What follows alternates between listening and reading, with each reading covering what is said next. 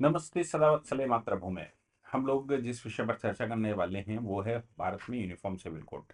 और भारत में uniform civil code का पुराना इतिहास है, लेकिन अभी बीजेपी की सरकार है, उन्होंने लॉ कमीशन को बिठाया था, लॉ कमीशन की रिकमेंडेशन मांगी थी, यूनिफॉर्म सिविल कोड के लिए काम आगे बढ़ना शुरू हो गया था। लेकिन यूनिफॉर्म सिविल कोड के लिए मुस्लिम पक्ष पूर्ण रूप से तैयार था। हालांकि यूनिफॉर्म सिविल कोड में किसी प्रकार के किसी मुसलमान या हिंदू के होने की बात नहीं कही गई थी। यूनिफॉर्म सिविल कोड में ये कहा गया था भारत एक एक संप्रदाय निरपेक्ष देश है, यानी कि भारत एक पंथ निरपेक्ष देश है। और भारत पंथ निरपेक्ष देश होने के नाते भारत की ये जिम्मेदारी बनती है कि सभी लोगों के ऊपर एक सा कानून लागू हो।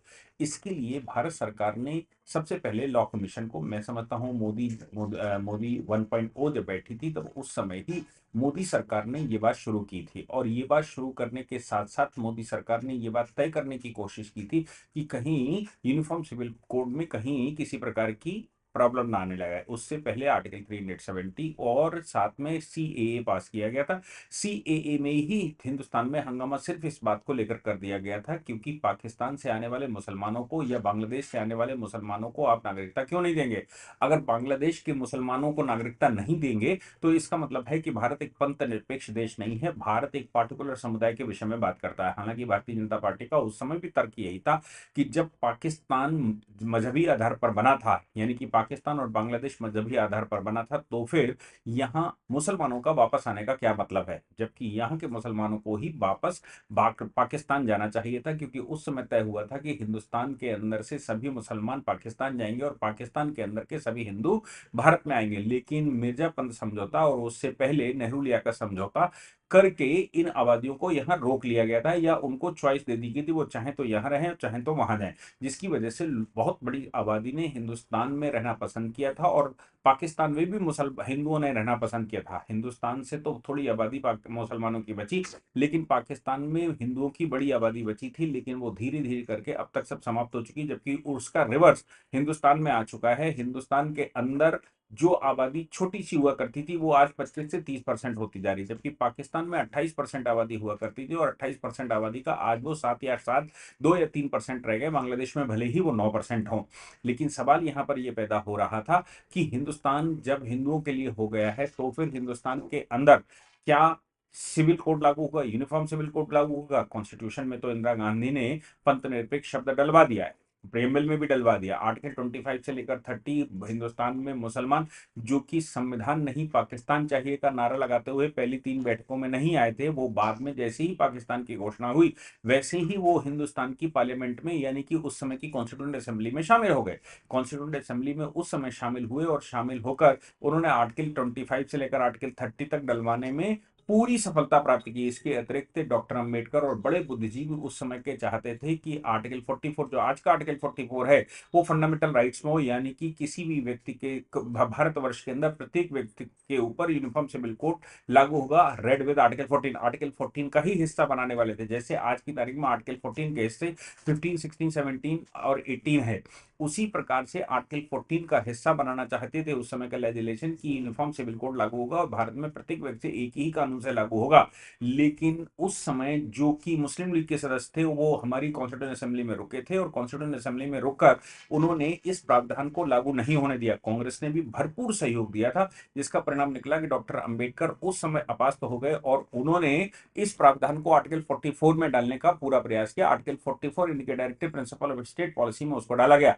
Directive principle of state policy में डालने का मतलब बिल्कुल साफ था कि भविष्य में जब भी कोई केंद्रीय नेतृत्व तो सही बैठेगा, स्ट्रांग बैठेगा, हिंदुत्ववादी बैठेगा, तब वो uniform civil code mainstream में लेकर आएगा। अब 65 वर्षों के बाद जब हिंदुस्तान के अंदर एक ऐसी सरकार बैठी जो कि यूनिफॉर्म सिविल कोड के लिए कार्य कर सकती थी, इसीलिए उसने सबसे पहले लॉ कमीशन को यह भेजा ताकि देश का माहौल देखा जा सके।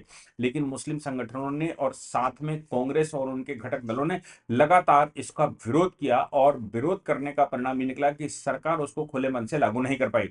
लेकिन सरकार के भी बहुत सारे हाथ होते हैं, अगर कोई पार्टी करना चाहती है तो बहुत कुछ कर सकती है। जैसे 370 और इसके अतिरिक्त यूनिफॉर्म सिविल कोड को लेकर कार्य रूप तैयार हो गया। इसके अतिरिक्त ट्रिपल तलाक जैसे कानूनों को लेकर सुप्रीम कोर्ट में सरकार ने सुप्रीम कोर्ट का भरपूर सहयोग दिया या पिटिशनर्स का भरपूर सहयोग दिया।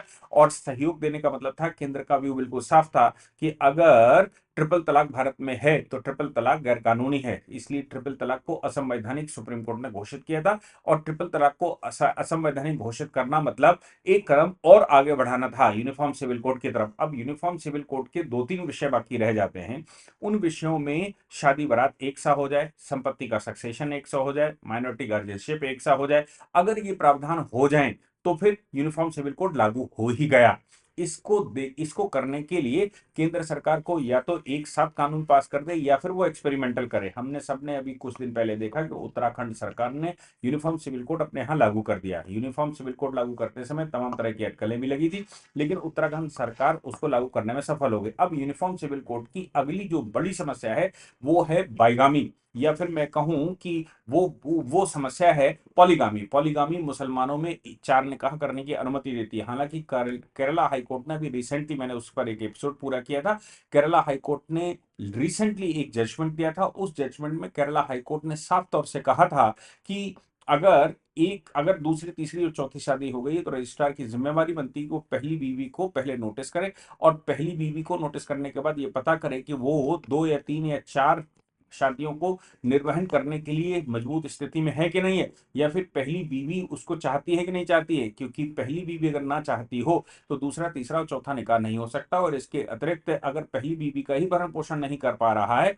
तो दूसरा तीसरा चौथा निकाह नहीं हो सकता, क्योंकि कुरान ने पाक में ये बात लिखी हुई है। ऐसा कुरान में प्रावधान है कि हर एक व्यक्ति के लिए एक ही बीवी परफेक्ट है। अगर वो दो तीन और चार का भरण पोषण नहीं कर सकता तो उसको एक ही विवाह करना चाहिए। लेकिन वो अगर भरण पोषण कर सकता है, किसी मजलूम को सहारा देने का नंबर आता है, किसी बेवा को सहारा देने का नंबर आता है, तो फिर वो शादी दूसरी तीन चार तक कर सकता है। लेकिन बेवा उस समय इसलिए हुआ करते थे क्योंकि युद्ध काल हुआ करता था और अरब में लुटेरे बसा करते थे, लूट डालने के लिए गए और उनमें से कुछ वापस आते थे, कुछ वापस नहीं आते थे, जिसके परिणाम स्वरूप वहां बेवाएं बहुत सारी हो जाती, तो दूसरे लुटेरों के साथ उनको रख दिया जाता है। इसीलिए बाद में इसके प्रावधान कर दिए गए कि वो एक दो तीन या चार भी निकाह तो कर सकता है, लेकिन अगर वो एक का भरण पोषण कर सकता है, चार को बियर नहीं कर सकता है, या उनके चार के साथ कोई समस्या नहीं है, तो फिर उनको नहीं कर सकता है। इसी प्रावधान को ध्यान में रखते हुए केरला हाईकोर्ट ने इस प्रकार के ऑर्डर भी किए।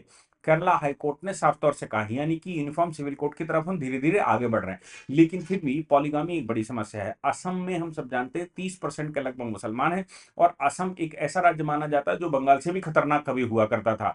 बंगाल आज की तारीख में ममता बनर्जी उसमें सत्ता में है, तब तक के लिए ये समस्या है। जिस दिन उसमें सत्ता भारतीय जनता पार्टी या उसके घटक दल या उसी प्रकार की कोई सत्ता वहां पर आ गई, उस दिन वो अपने आप सही में आने वाला है। इस यही कारण है कि असम में जैसे ही भारतीय जनता पार्टी की सरकार आई, सरकार आने के बाद असम अपने आप सुधरता चला गया, और अब असम में हेमंत विश्व शर्मा की सरकार है। हेमंत विश्व शर्मा इस समय चाहते हैं कि उनके यहाँ पॉलीगामी खत्म हो। इसके लिए पिछली बार उन्होंने स्टेटमेंट दिया था, इस बार उन्होंने कैबिनेट की बैठक करी, और कैबिनेट की बैठक करके ये बात तय की कि वो अगले सत्र में यूनिफॉर्म सिविल कोड की तरह ही एक सिंगल मैरिज के लिए, यानी कि मोनोगामी यहां प्रिवेल करेगी, और बाईगामी असम में खत्म की, बाईगामी सॉरी पॉलीगामी असम में खत्म की जाती है। एक से अधिक शादी या निकाह कोई भी समुदाय नहीं कर सकता, ये संविधान का मैंडेट है। अभी वो सुप्रीम कोर्ट वो पास करेंगे, उन्होंने आज कैबिनेट में उनकी कैबिनेट ने आज उसको पास किया है, और ऐसा अगली विधानसभा जब होने वाली है तो उस विधानसभा में वो रखने वाले हैं। मुझे लगता है असम उस बात को कर लेगा, और ये बात ही अपने आप में यूनिफॉर्म सिविल कोड धीरे धीरे करके भारत में लागू करना है। अब सवाल ये पैदा होगा, जैसे ही बहसें शुरू हुई टीवी पर, तो सवाल ये पैदा हुआ कि केंद्र सरकार केंद्र में कानून पास क्यों नहीं कर देना चाहती, वो आखिर राज्यों से ऐसा क्यों कर रही। मैं मानता हूं कि केंद्र सरकार इस मामले में बड़ी सजग है, इसलिए भारतीय जनता पार्टी की शासन वाली जो राज्य सरकारें हैं उनके यहां अगर पॉलीगामी को वो खत्म कर रहे हैं तो उसको चैलेंज किया जाएगा, सुप्रीम कोर्ट तक वो आएगा, और जैसे ही वो कंफर्म होगा तो केंद्र सरकार भी अपने यहां ला सकती है। इसलिए वर्ल्ड को, यानी कि मुस्लिम जगत को कोई संदेश भी ना जाए और राज्य सरकारें इसको लागू भी कर दें, इसके लिए ही इसको जाना जाता है। मुझे लगता है कि इस तरह से अगर चला जा रहा है तो जैसे ही ये असम और उत्तराखंड ने किया है, उत्तर प्रदेश भी शीघ्र ही इस पर कोई काम करने वाला निश्चित रूप से होगा। अब सवाल ये पैदा होता है कि हिंदुस्तान के अंदर पॉलीगामी का कॉन्सेप्ट क्या है, पुराना कॉन्सेप्ट क्या है। हमारे यहाँ 1954 1955 से पहले भारत में कितने भी विवाह करने का अधिकार किसी भी पुरुष को हुआ करता था, लेकिन 1954-55 में हिंदू कोड बिल पास करके नेहरू जी ने हिंदू समाज को एक विवाह पर सीमित कर दिया था, और एक विवाह से ज्यादा विवाह करने का मतलब होता था कि जेल, और एक विवाह से ज्यादा विवाह करने का मतलब है कि वो अपराध की कैटेगरी में आएगा। इंडियन पिनल कोड के तहत, या फिर मैं आज कहूं कि भारतीय न्याय संहिता के तहत वो कार्रवाई करने के योग्य है और उस व्यक्ति को सजा भोगनी पड़ेगी। लेकिन सवाल ये भी है कि क्या 1954-55 से पहले कोई किसी प्रकार का प्रावधान नहीं था? मैं आपको एक बात बता दूं कि 1937 में सबसे पहली बार शरीयत पास किया गया। 1937 वो ईयर हुआ करता था जिसमें देश में आंदोलन बढ़ गया था, और वर्ल्ड वार अभी फर्स्ट खत्म ही हुआ था, दूसरा वर्ल्ड वार होने की कगार पर खड़ा था। उसी समय अंग्रेजों को लगा कि हिंदू और मुसलमान को बांटा अगर नहीं जाएगा तो फिर हिंदुस्तान पर राज्य करना थोड़ा मुश्किल हो जाएगा। इसलिए उन्होंने मुसलमानों को, जिनको कि उन्होंने बुलाकर आगा खां को मुस्लिम लीग बनवाई थी ढाका से बुलाकर, उन लोगों को उन्होंने बरगलाया, और बरगलाकर उस समय शरीयत लागू करवा दी। शरीयत, जब आप पढ़ेंगे शरीयत एक्ट 1937, तो उसमें आपको 5-6 धाराएं ही मिलती हैं। पहला तो ये कहां तक लागू होता है, कब लागू होगा, कैसे लागू होगा, और एक धारा केवल उसमें कहती है कि अब भारत में मुसलमान शरीयत एक्ट के तहत के तहत गवर्न किया जाएगा। शरीयत के तहत गवर्न होने का मतलब था कि कोई कानून नहीं है, वो उसको कुरान मिल जाएगी तो कुरान से उसको कहेगा, उसको हदीस मिल जाएगी तो हदीस से अपना बात वेरीफाई करेगा, उसको अगर सुन्नत मिल जाएगी तो सुन्नत से करेगा, और अब अगर उसको बुखारी मिल जाएगा तो बुखारी से करेगा, और बुखारी के अलावा अगर कोई खकारी मिल जाएगा तो वो खकारी से करेगा। कुल मिलाकर मुल्ला मौलानाओं के हाथ में वो सारा प्रावधान रख दिया गया, और मुल्ला मौलवियों के हाथ में जाने का मतलब बिल्कुल साफ हो गया कि मुल्ला मौलवी अब अपने हिसाब से उसका इंटरप्रिटेशन करेंगे। उसका इंटरप्रिटेशन अब किसी भी कानून से नहीं होगा। लेकिन इतने में उस समय की अंग्रेज सरकार सहमत नहीं हुई। अंग्रेजों को लगा कि अगर ये यूनिफॉर्म सिविल कोड, यानी कि वो सॉरी, अगर अंग्रेजों को उस समय लगा कि अगर वो शरीयत को लागू रखना चाहते हैं, हिंदू मुसलमान को आमने सामने रखना चाहते हैं, तो हिंदुओं के लिए भी इसी तरह का अलग से कानून होना चाहिए। बीएन राव, जिनकी बड़ी लोग प्रशंसा करते हैं कि उन्होंने कॉन्स्टिट्यूशन का पहला वो पढ़ा है, बीएन राव के विषय में मैंने कई बार कहा है कि बीएन राव एक सरकारी कर्मचारी थे, और वो सरकारी कर्मचारी सरकार की आज्ञा मानने वाले एक बुलडॉग थे। अगर कोई व्यक्ति किसी सरकारी पद पर रहता है और वो स्वतंत्रता के लिए आंदोलन नहीं कर सकता था उस समय, तो उस व्यक्ति की कोई वैल्यू नहीं हो सकती। मैं मानता हूं कि बंकिम चंद्र चटर्जी, जिनके विषय में इस समय भरपूर चर्चा हो रही कि वंदे मातरम उन्होंने लिखा, वो एक आईसीएस ऑफिसर थे, लेकिन उनको अंग्रेज परस्ती पसंद नहीं आई थी, इसलिए ऐसे बहुत सारे अधिकारियों ने इस्तीफा देकर भारत में कानून व्यवस्था, भारत में स्वतंत्रता के आंदोलन में भाग लिया था। इसलिए वो सैल्यूट के काबिल है। लेकिन जिन लोगों में इतनी हिम्मत नहीं थी और अंग्रेजों के ही कानून के तहत अंग्रेजों की नौकरी करते रहे, उनको लेकर क्या कहा जाए। वीएन राव की अध्यक्षता में एक कमेटी बनाई, जिससे ये कहा गया कि हिंदू कोड बिल लागू करना है, हिंदू कोड बिल बनाना है। उन्होंने सबसे पहले हिंदू मैरिज एक्ट बनाया, फिर उसके बाद आगे उनको डायरेक्शन मिला, अडॉप्शन मेंटेनेंस एक्ट बनाया, सक्सेशन एक्ट बनाया, और वो कानून चार जो आज की तारीख में है, वो चारों कानून बीएन राव ने एक एक करके रख दिए। लेकिन तब तक हम स्वतंत्र हो चुके थे, जब तक वो सारे कानून बनकर तैयार हुए हम स्वतंत्र हो चुके थे। और स्वतंत्रता के समय 1947 के बाद वो रिपोर्ट पार्लियामेंट में रखी गई, लेकिन पार्लियामेंट ने भरपूर उसका विरोध किया। और विरोध करने वालों में डॉक्टर राजेंद्र प्रसाद की बात कर ले, डॉक्टर और उनके अलावा सरदार पटेल की बात कर ले, और बहुत सारे लोग के मुंशी जैसे लोग, इन सब ने उस समय सही से विरोध ये कह के किया था कि हिंदुस्तान जब सेकुलर कंट्री बन रहा है, या फिर हिंदुस्तान जब पंथ निरपेक्ष बन सकता है, या फिर हिंदुस्तान जब हिंदुओं के लिए ही बचा है, तो ऐसी परिस्थिति में इस तरह के कानूनों का क्या मतलब होता है। यहां पर केवल भारतीय अधिनियम होगा, यहां कोई हिंदू या मुसलमान नहीं होगा। मैं एक बात और बता दूं, 1937 से पहले इंडियन सक्सेशन एक्ट 1925 हुआ करता था, यानी कि उससे पहले जो कानून हुआ करते थे वो सभी भारतीयों के लिए एक से होते थे। केवल उस समय अपवाद हुआ करते थे, जिन अपवादों के तहत कुछ लोगों को, कुछ रिलीजन्स को रखा जा सकता था, लेकिन कानून भारत में एक हुआ करता था। लेकिन अंग्रेजों की कुटिल चाल की वजह से हिंदू कोड बिल भी बन ही गया। लेकिन जब हिंदुस्तान स्वतंत्र हुआ तो लोग नहीं चाहते थे, परंतु इन सब के निपटने के बाद, या फिर मैं कहूं नेहरू जी जब फुल पावर में आए, तो उन्होंने 1954-55 में हिंदू कोड बिल ले ही आए, और हिंदू कोड बिल पास करवाकर उन्होंने अब शरीयत शरीयत एक्ट 1937 को खत्म करने का रास्ता भी बंद कर दिया था। क्योंकि शरीयत क्योंकि Hindu marriage act, Hindu code bill लागू होने का मतलब था कि शरीयत को भी मान्यता दी जाएगी। वो खत्म करने के लिए डॉक्टर अम्बेडकर ने बड़े प्रयास किए, इसलिए यूनिफॉर्म सिविल कोड नाम का एक आर्टिकल भी बनाकर रखा, परंतु डॉक्टर अम्बेडकर उस समय माइनॉरिटी में हुआ करते थे, डॉक्टर अम्बेडकर की एक ना चली। इसी परिस्थिति में डॉक्टर अम्बेडकर ने कहा, अगर तुम यूनिफॉर्म सिविल कोड अभी नहीं बना सकते हो, तो हिंदुओं के लिए तो कम से कम कानून बना दो। इसलिए उस समय लोग कहते हैं कि हिंदू कोड बिल पर डॉक्टर अंबेडकर का समर्थन था, ऐसा कहना बिल्कुल गलत है। डॉक्टर अंबेडकर का समर्थन केवल इस विषय पर हुआ करता था, केवल उतने विषय पर कि यूनिफॉर्म सिविल कोड आप लागू कर दीजिए, अगर नहीं कर सकते हैं तो तब तक हिंदू कोड बिल लागू कर सकते हैं। ये इसका मतलब ये बिल्कुल नहीं है कि doctor Ambedkar Hindu uniform civil code के पक्ष में नहीं थे, यानी कि सिविल संहिता के पक्ष में नहीं थे, सिविल समान आचार संहिता के पक्ष में नहीं था, ऐसा कहना बिल्कुल गलत है। परंतु डॉक्टर अंबेडकर के जाने के बाद और नेहरू जी के इरा में आने के बाद जब हिंदू कोड बिल पास हो गया तो उस वो एक नासूर की तरह हो गया और आज तक हम यूनिफॉर्म सिविल कोड लागू नहीं कर पाए, जबकि ऑनरेबल सुप्रीम कोर्ट कई बार, एक बार नहीं कई बार शाहबानो के जजमेंट में साफ तौर पर 5 जजेस की बेंच ने कहा, इसके अलावा लिली थॉमस की के जजमेंट में, सरला मुदगल का जजमेंट में, कई एक 5 जजेस या उनसे ज्यादा की जजमेंटें हो चुकी है जिसमें केंद्र सरकार को वो डायरेक्शन दे चुके हैं कि आप यूनिफॉर्म सिविल कोड बनाकर हिंदुस्तान में प्रत्येक व्यक्ति को एक ही कानून से गवर्न करें। लेकिन दुर्भाग्य हमारा ये देखिए कि हिंदुस्तान की कोई भी सरकार इस पर हिम्मत नहीं कर पाई, या फिर उसको वोट बैंक का लालच रहा कि वो इन विषयों पर काम नहीं कर पाई। परंतु भारतीय जनता पार्टी तो यूनिफॉर्म सिविल कोड के नारे से ही आई थी, इसलिए भारतीय जनता पार्टी की सरकार जब केंद्र में आई तो उन्होंने सबसे पहले सीएए पास किया, इसके तहत आर्टिकल 370 खत्म किया और इस तरह के कानूनों को धीरे धीरे करके संशोधित करना, परिवर्तित करना। सुप्रीम कोर्ट और हाई कोर्ट्स में भी अगर कोई केसेस आते हैं महिलाओं के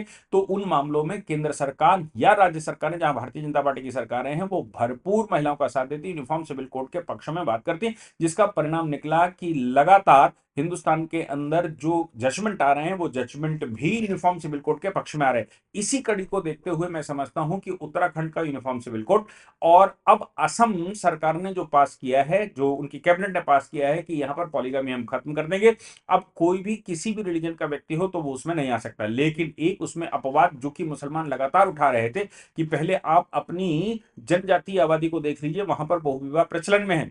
इस अधिनियम में पॉलीगामी रोक तो दी है, वो केवल उनकी रोकी गई है जो मेन स्ट्रीम में है, लेकिन जो वनवासी क्षेत्र हैं, जो आदिवासी क्षेत्र हैं, जो जनजातीय क्षेत्र हैं, जनजातियों को बोडोलैंड वगैरह के नाम बकायदा लिखकर इनको बाहर रखा गया है और ये कहा गया है कि जब ये मेन स्ट्रीम में आएंगी तब इनके ऊपर ये लागू होगा। लेकिन अभी जो मेन स्ट्रीम में हैं जो जातियां, वो या फिर जो संप्रदाय, उन सभी संप्रदायों को ऊपर ये लागू होता है। मैं समझता हूं मुसलमान पूरे देश में कहीं जनजातीय क्षेत्र में नहीं है, वो तो केवल सामान्य वर्ग है और सामान्य वर्ग हिंदुस्तान में सभी सामान्य वर्ग में आते हैं, केवल जनजाति, वनवासी या आदिवासी क्षेत्रों को छोड़कर। मैं समझता हूं कि इन क्षेत्रों को अपवाद करके वो सारे विषयों को असम सरकार ने खत्म करने की कोशिश की जिनसे विवाद हो सकता था, उन सभी विवादों को भी खत्म कर दिया है। इसलिए मैं समझता हूं कि असम सरकार इसको अगर पास कर लेती है, और वो उन्होंने कहा है, कैबिनेट ने अप्रूवल दिया है, तो वो पास कर ही लेंगे। वो पास करने के बाद अब यूनिफॉर्म सिविल कोड की कुछ एक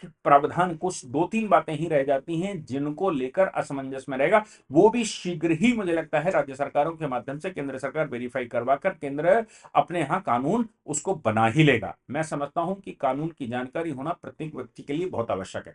अगर आप कानून पढ़ना चाहते हैं, अगर आप जुडिशरी की तैयारी करना चाहते हैं, आप हायर जुडिशियल सर्विसेज की तैयारी करना चाहते हैं, तो आप हमारे इस लेक्चर के नीचे एक लिंक है, उस लिंक पर ऐप का एड्रेस है, उस ऐप के एड्रेस को क्लिक करेंगे तो आपको सीधा वहां ले जाता है। अपना डेटा भरेंगे तो वो ऐप आपको डाउनलोड करना पड़ेगा। ऐप डाउनलोड करने के बाद आप उसमें सीधा लॉगिन भी कर सकते हैं और अगर आपको कोई समस्याएं रहती हैं तो हमको कॉल भी कर सकते हैं, हमको मेल भी कर सकते हैं। और इसके अतिरिक्त वहां ऐप पर भी चैट बॉक्स लगा हुआ है, आप उस पर चैटिंग भी कर सकते हैं। किसी कोर्स के विषय में, किसी और विषय की जानकारी के लिए अगर आपको कुछ पूछना है तो वहां चैट बॉक्स में भी बात कर सकते हैं। लेकिन यहां पर मैं समझता हूं कि यूनिफॉर्म सिविल कोड के लिए भारतवर्ष पूर्ण रूप से तैयार है और ये जो अलग अलग राज्य सरकारें, अलग अलग ही सही, लेकिन ये जो कर रही हैं ये मील का पत्थर सिद्ध होने वाली हैं। जय हिंद, जय भारत, वंदे मातरम।